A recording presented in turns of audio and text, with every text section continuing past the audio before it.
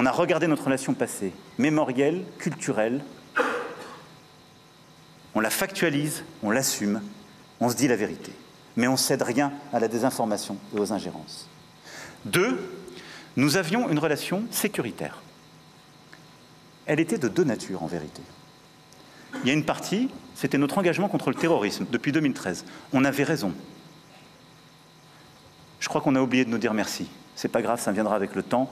L'ingratitude, je suis bien placé pour le savoir, c'est une maladie non transmissible à l'homme.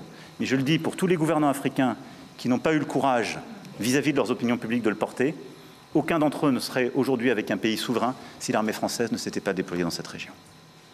Et j'ai une pensée émue pour nos soldats qui, parfois, ont donné leur vie et pendant des années se sont battus.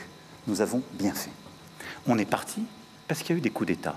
Parce qu'on était là à la demande d'États souverains qui avaient demandé à la France de venir. À partir du moment où il y a eu des coups d'État, où les gens ont dit « notre priorité, c'est plus la lutte contre le terrorisme, c'est ceci ou cela qu'importe », la France n'y avait plus sa place, parce que nous ne sommes pas les supplétifs de putschistes. Donc on est parti. Et ensuite, on a décidé, ça c'est le deuxième volet, de réorganiser notre présence militaire. Pourquoi? Parce qu'on avait en quelque sorte une rémanence. Et on nourrissait nous-mêmes un discours post-colonial. Parce que dans les pays d'Afrique francophone, il y avait cette histoire, et donc on avait laissé une présence installée dans nos bases.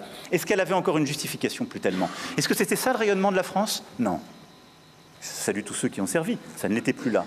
Et ça n'était plus compris, c'était utilisé. C'est-à-dire que tous les réseaux d'activistes que j'évoquais venaient dire « Regardez les Français, ils ont un camp avec 2000 soldats là. Donc ils vont préparer un coup d'État. » Et toutes les désinformations possibles étaient utilisées contre nous. Donc nous avons patiemment, et je remercie Jean-Marie Bockel, je le remercie à double titre, personnel et pour cette mission, parce qu'il fait partie de ceux qui ont vécu dans sa chair et la chair de sa famille ce que j'évoquais tout à l'heure. Mais il a mené patiemment, en lien avec les ministres et le SEMA, cette mission. Et donc nous avons proposé aux chefs d'État africains de réorganiser notre présence. Comme on est très poli, on leur a laissé la primauté de l'annonce. Mais vous ne vous trompez pas, c'est nous qui l'avons... Et parfois, il a fallu pousser. Mais pas parce qu'on est poli et correct et qu'on se réorganise nous-mêmes qu'il faudrait que ce soit retourné contre nous en disant « ils sont chassés d'Afrique ». Je peux vous dire que dans bien de ces pays, on ne voulait pas enlever l'armée française ou même la réorganiser. Mais on l'a assumé ensemble. C'est ça le partenariat. Et donc oui, nous sommes en train d'ouvrir un partenariat de sécurité et de défense nouveau, où on aura des bases stratégiques.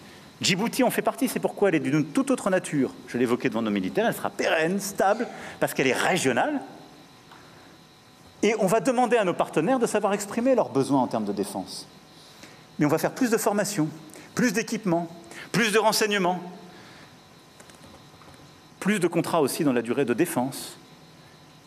On va qualifier la menace avec eux. Et on va aussi inventer une nouvelle relation, comme on l'a fait ces dernières années avec le Bénin, relation inédite, comme on va le faire avec le Nigeria, où on a commencé un dialogue stratégique qui n'existait pas jusqu'alors, ce qui était une aberration, etc. Partenariat stratégique de défense, désinhibé, mais d'avenir. Et au-delà de ça, le continent africain, c'est un continent de croissance. Et là-dessus, nous sommes trop frileux. Je le dis aussi parce que quand je lis toujours la presse, les lunettes françaises sont obsédées par l'Afrique francophone. Il faut regarder l'Afrique francophone avec fierté, on y a des intérêts, on y a des amitiés chères chez les dirigeants, dans la société civile et ailleurs. Mais enfin, on a bien fait de faire le premier grand voyage depuis 25 ans du Nigeria en France il y a quelques semaines. 25 ans. Ça n'est qu'un pays à 250 millions d'habitants. Bien fait d'aller faire la première visite au Kenya. Imaginez. On a bien fait de retourner pour la deuxième fois en Éthiopie, pays de plus de 100 millions d'habitants. D'avoir consolidé une stratégie énergétique et d'investissement avec l'Afrique du Sud. Nos lunettes sur l'Afrique ne sont plus les bonnes quand on parle de l'Afrique. C'est un continent où il y a des grands émergents, il y a des potentiels de croissance formidables. Et nous sommes en train parfois de désinvestir. Et donc il faut retrouver de l'audace, repenser nos financements. Et là-dessus, nous devons, en interministériel, repenser nos financements pour prendre plus de risques et accompagner plus de risques, repenser nos règles européennes pour qu'on ait une capacité de financement de nos grands acteurs et avoir une stratégie avec nos entrepreneurs, toutes filières confondues, beaucoup plus ambitieuse à l'égard du continent africain. Et de la regarder comme un continent d'opportunités sur la question commerciale et économique, sur la question alimentaire et agricole, sur la question de l'innovation dans tous les domaines, sur la question artistique et culturelle, sur la question sportive, qui sont là aussi des domaines où nous avons des expertises, où on les a montrées au monde entier, en particulier avec les Jeux olympiques et paralympiques, et où il y a toute une stratégie export qu'on doit déployer, parce que tous les acteurs français qui ont travaillé pour nos Jeux, on veut qu'ils aillent travailler pour la Coupe d'Afrique des Nations et d'autres grandes compétitions, et que ce soit, ce faisant, une politique qui vienne en soutien avec ce qu'on fait en matière éducative et autres. Et donc, je vous fais confiance pour que ce logiciel qu'on a commencé à changer à Ouagadougou soit à chaque fois réexpliqué, porté, assumé comme un logiciel de conquête, comme toutes les transitions. C'est difficile, parce qu'il y a des nostalgiques, parce qu'il y a des gens qui ne comprennent pas ou qui ne veulent pas comprendre, et parce qu'on bouscule des intérêts acquis. Mais croyez-moi, c'est une bonne chose, parce que le monde change et que nous avons besoin d'embrasser justement ce nouveau partenariat. Et en parlant du continent africain, c'est en particulier ce qu'on veut faire avec le Maghreb. Pour moi, un des temps importants de ces derniers mois a été ce que nous avons réussi à bâtir avec Sa Majesté le roi Mohamed VI. Lors de la visite d'État, plusieurs d'entre vous m'y accompagnaient il y a quelques semaines. Nous avons construit un partenariat pour les décennies à venir totalement nouveau. Il est dans tous les domaines, il est d'une ambition inédite et il est pour moi véritablement constitutif de cette nouvelle approche. Il doit d'ailleurs être un de nos relais à l'égard d'une approche africaine réinventée. C'est-à-dire qu'on aura des projets franco-marocains sur le continent africain.